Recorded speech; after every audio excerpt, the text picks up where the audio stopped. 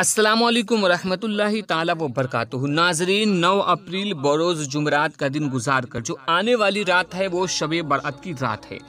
और आप जानते हैं कि पूरे हिंदुस्तान बल्कि पूरी दुनिया में लॉकडाउन लगा हुआ है, घरों से निकलना मना है, मस्जिदों में नहीं जा सकते हैं। तो ऐसे में शब बरात कैसे मनाएं और कौन से अमाल करें, तो दोस्तों मैं बताऊंगा कि 6 अमाल हैं जो शब बरात से हमें करने हैं।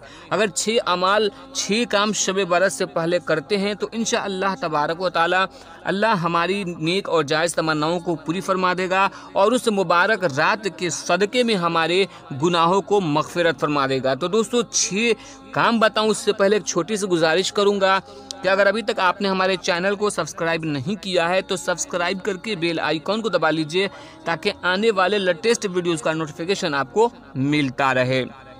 तो दोस्तों शब बरात से पहले 6 काम करने हैं, उसमें से सबसे पहला काम यह करना है कि हम लोग खुदा के नाफरमान गुनाहगार बंदे हैं जिसकी वजह से अल्लाह तबारक व तआला तरह तरह के अजाबों में हमें मुब्तला कर रहा है। तो आइए आज ही अल्लाह तबारक व तआला की बारगाह में सच्चे दिल से गुनाहों से तौबा करें और ज़्यादा से ज़्यादा ये दुआ पढ़ें, अस्तगफिरुल्लाह रब्बी मिन कुल्ले ज़म्बिन व तूबु अलैहि ला हौला वला कुव्वता इल्ला बिल्लाहिल अलील अज़ीम। जैसे कि आप अपने मोबाइल स्क्रीन पे देख रहे हैं, इस दुआ को ज़्यादा से ज़्यादा विद करना है, पढ़ना है।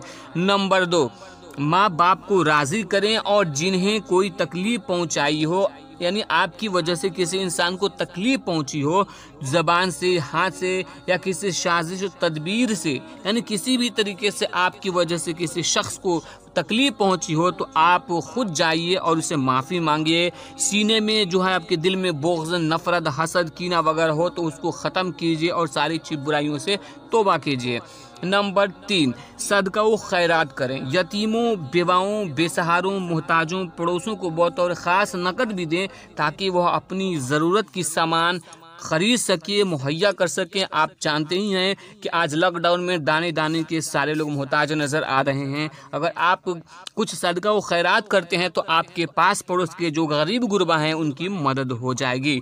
नंबर 4 में 10 अप्रैल यानी 15 शाबान बरोज़ जुमा को रोज़ा रखें। रमज़ान की क़ज़े हों तो क़ज़ा की नियत से रोज़ा रखें, यानी अगर आपका रोज़ा रमज़ान में छूटा हुआ है तो 15 शाबान को रोज़ा रखें और ये नियत करें कि ये हमने रमज़ान के क़ज़ा जो किया था उसकी रोज़ा रख रहा हूँ। तो ये ज़्यादा बेहतर है क्योंकि फ़र्ज़ भी अदा हो जाएगा और नफल से ज़्यादा सवाब भी मिलेगा। नंबर 5 यानी शब बरात से पहले ज़्यादा से ज़्यादा कुरान मुक़द्दस की तिलावत करें और तिलावत के वक्त हर तरह के खैर, सलाह, फलाह के हुसूल की नियत रखें।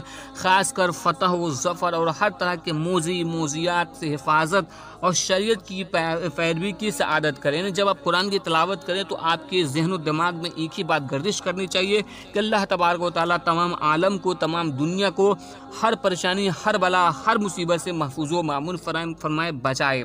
नंबर 6, जिन इलाक़ों में लोग अरफा मनाते हैं यानी 13वीं शाबान को तिलावत करते हैं, कुरान शरीफ की फातिहा करवाते हैं और हलवा वगैरह बना के अपने मरहुमीन के नाम से फातिहा वगैरह करवाते हैं, वो लोग अपने घरों पे खुद ही तिलावत करें और फातिहा न्याज़ का एहतमाम करें। बाहर से लोग नहीं आ सकते हैं तो आप कर सकते हैं और अपने मरहुमीन के नाम से ईसा व सवाब करेंगे। तो दोस्तों अगर ये आप 6 काम शब बरात की शब से पहले करते हैं तो इंशाअल्लाह तबारक व तआला उस मुबारक रात में अल्लाह तबारक व तआला आपकी हर नेक और जायज़ तमन्नाओं को पूरी फरमा देगा, हमारे गुनाहों को मग़फ़िरत फरमा देगा।